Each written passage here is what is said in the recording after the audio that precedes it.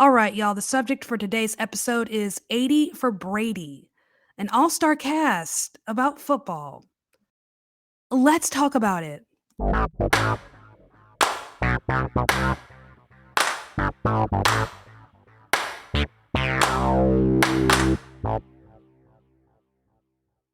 What's up, y'all? Welcome back to another episode of All Right, Let's Talk About It. If you're brand new, my name is Savannah. I am your host, and I do film reviews and film industry commentary. Today, we are talking about 80 for Brady. Okay, so before we even get to that part, I think it was last week in my Infinity Pool review, I remarked that this was a very weird January. That January, because we're in February now, January is very strange because January, February, March are your dump months. So these are going to be your smaller, major films. They're, films that don't want to compete with blockbuster films. They might not be as good. They're kind of mediocre. You're coming out of the Oscar season where you have, films of the year, and so something to kind of lighten the mood a little bit. You might get something that's surprisingly wonderful. Like last year, we got Scream. So you might get something like that. But for the most part, there's nothing much to expect from your January, February, March dump month films. But I thought January was very weird because the movies that came out, we had Megan, Missing, Plane, Infinity Pool were just great movies. They were just great. They were quality movies. These are movies that I would expect to see, not so much January, but maybe spring or fall, maybe late summer. That's the kind of quality that I got from this. And I'm like, okay, so when are the duds coming? Well, they came. So yesterday was a double feature day for me. Last time I did that was actually sometime November. I saw Tar and She Said in the same day. Yesterday, I saw 80 for Brady in the afternoon and Knock at the Cabin in the evening. Knock at the Cabin, that review should already be up by the time you're listening to this. 80 for Brady, on the other hand. Okay, this review is probably not going to be very long. I don't think there's very much to say. It wasn't very good. I'm just going to come out and say that. It just wasn't. It could be my age. I don't think I was a target audience for this. I think older audiences might get more out of it than I did. But I think for younger audiences, I mean, there is not much of an experience. Sorry, that sucks, but I'm just being real here. So, 80 for Brady, directed by Kyle Marvin, stars Lily Tomlin, Jane Fonda, Rita Moreno, Sally Field, Tom Brady, Billy Porter. I think it was Harry Hamlin was also in this. God, he's so good looking. But anyway, this is about four old ladies who are the biggest Tom Brady fans, and they decide they're going to go to the Super Bowl and, all the predictable ensuing shenanigans. They get there, it's fun, they lose the tickets, they got to find a way to get the tickets, they got to find a way to get in, and, they get in the end, and it's a beautiful, heartwarming moment. Tom Brady is actually in this. He's not just, B-roll NFL film, which NFL film plays. I think that was probably the part I loved the most, was just seeing so much of NFL film in this. If you're not familiar with NFL film, I mean, that is a niche, an industry, a genre in and of itself. That's a skill in and of itself, is filming sports. And NFL film is its own industry, essentially. But that's neither here nor there. So I thought he might have been just B-roll film. Just, I try to see as little about the film as possible. I try not to watch interviews or any kind of commentary, any featurettes. I try not to watch any of that. Just the basic trailer, whatever it is I see in the theater, that's it. So I didn't know anything. So I was very surprised to see how active he was in this film. And he's actually not a bad actor. Not to give him any ideas, sir. You're retiring. Go relax, get a vacation, go overseas. Relax. You're retiring, sir. You don't need to do anything right now. But I was very surprised. I have seen, different athletes make appearances in films, and they're very wooden. They're trying to be themselves, and they're trying too hard. He was very natural and just very easy. And he's so fine. Yeah, I said what I said. Anyways, and you have the magnanimous Billy Porter, who is a character all himself. But bless his heart, I thought he was incredibly pointless in this movie. I mean, he played a little bit of a part in kind of helping them to get into the stadium, but I just thought he was kind of pointless. Like, why are you here, sir? I love you, but why are you here? This movie was just not very good. I was expecting something so much better than what I got, especially given the caliber of actress that we had here. We had Lily Tomlin, Jane Fonda, Rita Moreno, Sally Field. Three out of these four ladies are Academy Award winners. Lily Tomlin, she's only been nominated, but she's been nominated. Rita Moreno is, I believe, an EGOT. So Emmy, Grammy, Oscar, Tony. So the big four. There are not very many. She's an EGOT. Incredible. And I thought this was going to be something stellar because these are women who know how to act. These are women who know how to put on a good performance. These are women who understand and know their craft. It had me asking questions that I already know the answers to. Like, okay, so is comedy not their forte? No, that's not true. Sally Field was just in, spoiler alert, and she was hilarious. These women know comedy. Are these women just slowing down? No, I mean, yeah, they're between the ages of like 70 and 90 something, but they're still moving, they're still kicking, they're still with it. And they didn't miss a beat in spite of everything. I mean, what was it? Why was this such a failure? I thought it was a failure. This just wasn't, this should have been an epic, cute little comedy that anybody could enjoy. But I think it really just caters to a niche audience that's looking for something slow, which is sad. And that's mean the way I say it, but I can't think of any other way to say it. I think this was the fault of the director. I think this director misread the entire assignment. So, Kyle Marvin, from what I've been able to find on him, this is his first film as a director. He's not new to the industry. He's been working actively in the industry since about 2015. And he's mainly been a producer. He's done some production design, but from what I can tell, this is his debut as a director. This is his first film. And bless his heart, it should have been an easy win given this, cute little comedy, just light and fluffy. But you had some powerhouse acting ladies, and it was almost like they had to lower themselves, tone it down. That's the word phrase I'm looking for. It's almost like they had to tone it down in order to meet him, the director, at his level, instead of getting a director that knows how to work with them. This was something I thought of with the movie Don't Worry, Darling, Olivia Wilde directed. Shia LaBeouf was originally cast in Harry Styles' role, and there was a whole bunch of drama over that. And Olivia Wilde, the movie wasn't a complete failure, but it was just very, very strange and very weird.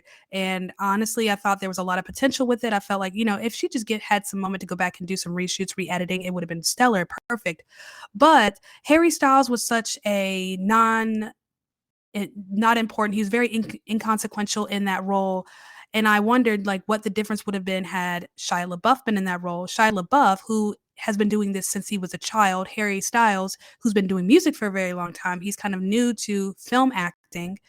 I think Olivia Wilde would have struggled with Florence Pugh, who is incredible, and Shia LaBeouf being the standard that they both have in terms of their acting ability. I think Olivia Wilde would have had a hard time catching up or getting what she needed. I think just having Florence be the one to really carry the film was just enough, was just heavy enough for her to carry. I think that's kind of similar here in that this director didn't know what to do, wasn't strong enough to carry the weight these actresses bring. Does that make sense? I don't, this was a, he didn't direct this well. He didn't pull performances. He wasn't a very good communicator. This was too saccharine, sugary, sweet, and the writing wasn't all that good anyway. Um, I don't know. I think congratulations, sir, on your directorial debut. But like my heart kind of breaks for you because this just wasn't it. It wasn't a very good movie. I think you're going to see a lot of people kind of toot their horns about it. But if I'm being completely honest, this isn't worth a toot. That's not to say you shouldn't see it. I will never tell you to not go see a film. You will never hear those words come out of my mouth. If you are interested in seeing this, then go see it. And I'm sure, because you are not me, I am not you. We're very different in how we process information.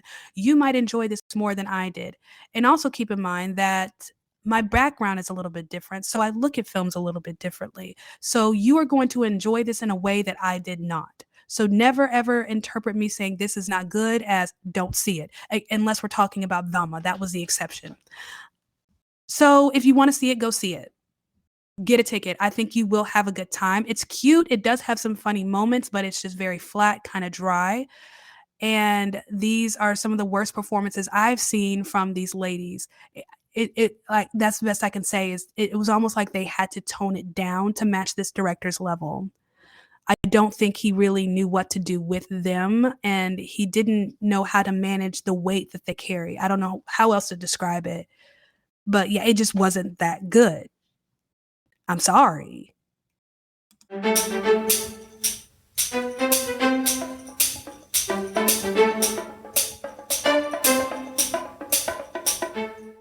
This may not have anything to do with anything, but I saw an article earlier today on Twitter. It says something like 80 for Brady may not be a masterpiece, but we need more films like this. My fear is that we are forsaking quality for quantity. And by quantity, I mean trying to get as much diversity and inclusion in things over the and putting that over good things like quality filmmaking, quality storytelling, quality acting, quality direction. Like it doesn't matter. The film could suck, but the fact of the matter is we've checked off a box. We've got a movie with old ladies in it, trying to bridge that gap between younger films and older films, younger audiences and older audiences. I don't honestly don't think that's much of a problem as people make it out to be. I think people at the end of the day, people are going to go to whatever movie they find interesting. Movie tickets are too expensive to be just seeing movies all the damn time. I'm able to go to the movie so much because I have AMC A list. I pay $20 a month to see up to 3 movies a week via AMC A list. All I pay for really is popcorn. I mean, the as much as I go to the movies, it pays for itself within a week, truly.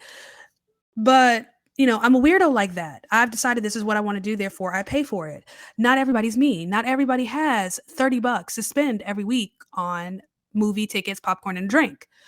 Um, and so that puts the pressure on Hollywood to put out quality stuff. But then you also have this push from so many other people that we need to fill and check all these boxes. And quality just gets thrown out the window because even if something fails, well, we checked off a box, like the movie Bros. This checked off an LGBT box. Never mind the movie was terrible. It wasn't that good. Billy Eichner is insufferable. But hey, we checked off a box. I've always said this about film critics and black films, and that black films tend to get a pass. As long as there's like one redeeming quality within the film, they will focus and laser focus on that and ignore everything else that was wrong just to give it a positive review. Um, I'm sick of seeing it. I'm ready for film critics. I'm ready for commentators to start being honest about the movies that they're seeing. Call a spade a spade. If it's bad, call it bad. If it's good, say it's good.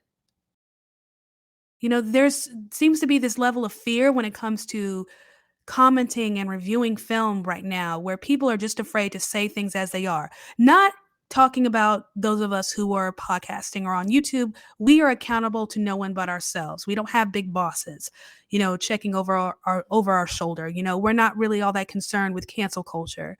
But I'm talking about some of these people who are part of these big name companies and their names are attached to so many things. They're really worried about what they have to say.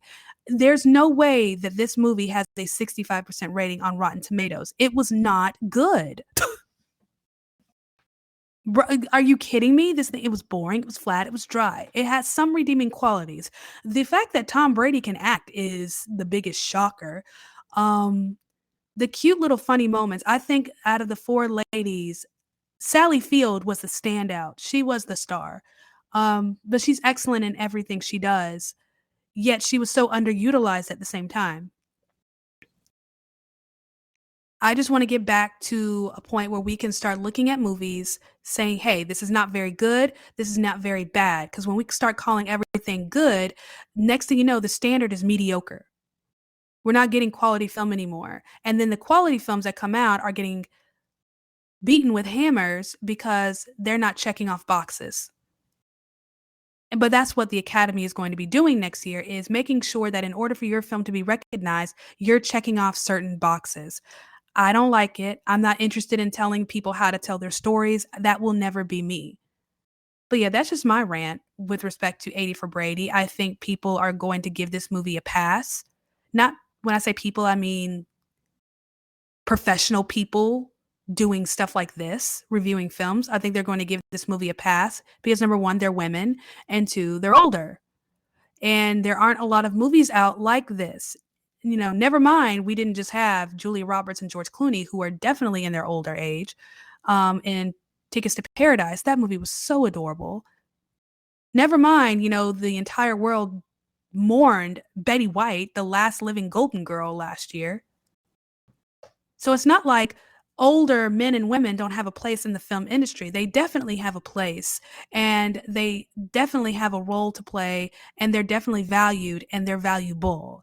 But I think putting out a movie of old ladies for the sake of saying, hey, we need a movie that checks off a box, I don't think it's worth it.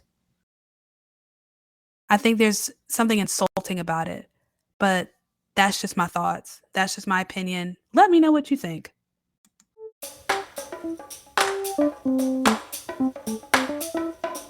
And that's it for 80 for Brady, the review. Thank you so much for listening. Just to kind of sum it up, I didn't think it was all that great. Sally Field is a standout. The biggest surprise is that Tom Brady can act. I think the director was dealing with a project that was too big for his britches. He wasn't able to handle the weight that these ladies were packing.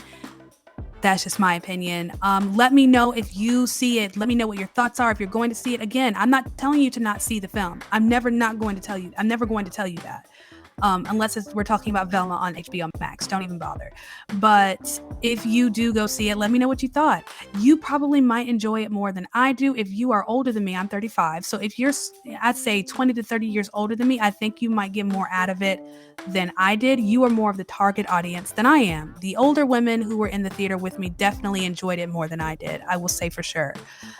So yeah, find me on a comment section on either Instagram, YouTube, or my Substack, and let me know what you think. So what's coming up? I mentioned on my previous episode, Knock at the Cabin, that I was thinking about possibly watching You People on Netflix. I think I'm going to do that and give y'all a review for that next week because there's nothing really all that interesting coming out next week except for Magic Mike. I haven't even seen the second one.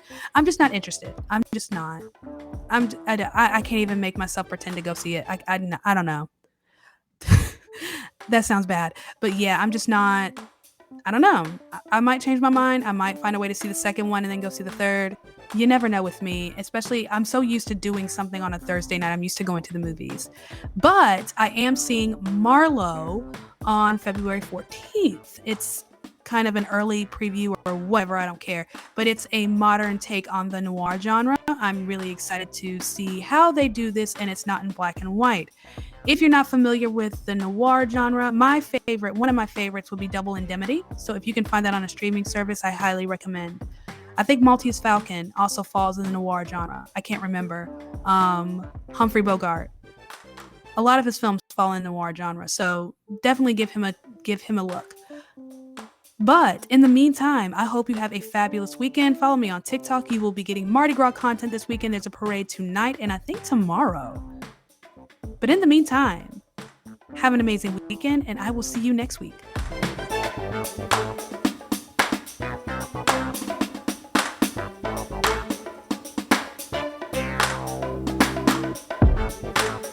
Want to advertise on this podcast? Check the episode description to see how you can be featured on the next episode.